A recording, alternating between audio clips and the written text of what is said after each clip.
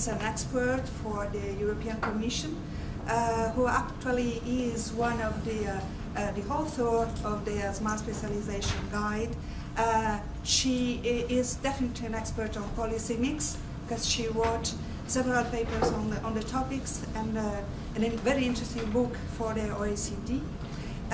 She has been collaborating with the region PAC for setting up our first strategy.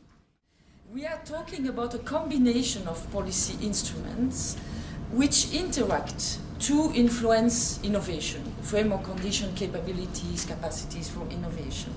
So what is important is that we have combination of instruments, and that is wide because it includes programs, incentives, initiatives, rules and regulations, where the public sector is involved. We are talking about policies, so we are looking at instruments that are at least partly funded or initiated by the public sector.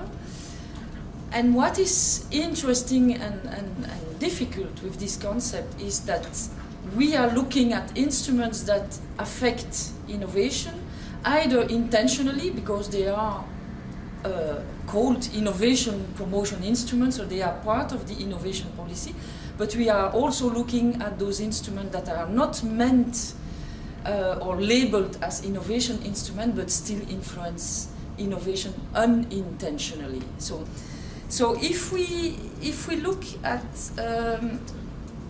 the possible entry point into an innovation system to increase innovation, we could define 5 different routes, and this may not be exhaustive, of course, but at least they are sufficiently different. Actors are sufficiently different, and tools. The important things is the tools and the instruments should also be different if those different goals would be supported. Number one would be a focus on promotion of new firms establishment, startups, spin-offs, so creation of new domestic firms.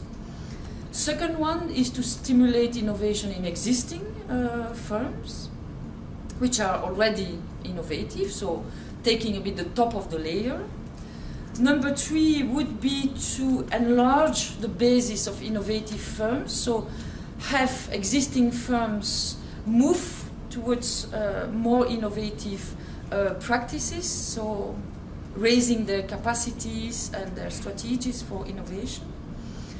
Number 4 would be to try to attract innovative firms from abroad, so using FDI, investment policies and the like. And the last one is to increase innovation in cooperation with public sector, which is a very common goal.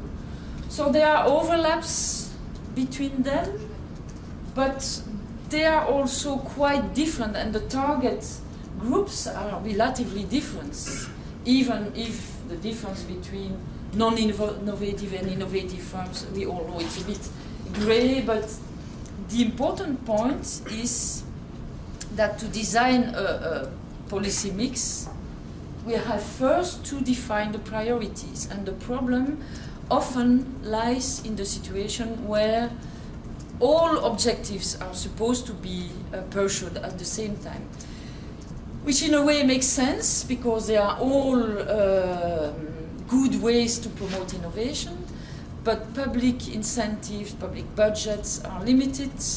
The situation in the regions is such that some of the routes are likely to be more and others less productive, and choices have to be made. Not to say that you can forget completely about some routes, but in terms of the effectiveness, there needs to be a prioritization exercise done based on the SWOT analysis of the innovation systems, based also on an analysis, a critical analysis of the policies that are there. If you have already a lot of, say, number 1 policies for creation of new firms, if you have reached your objective, maybe this objective should be lower into the priority list.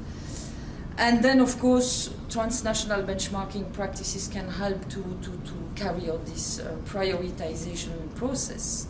Again, in reality, there is little real prioritization being done. Very often the priorities are very implicit.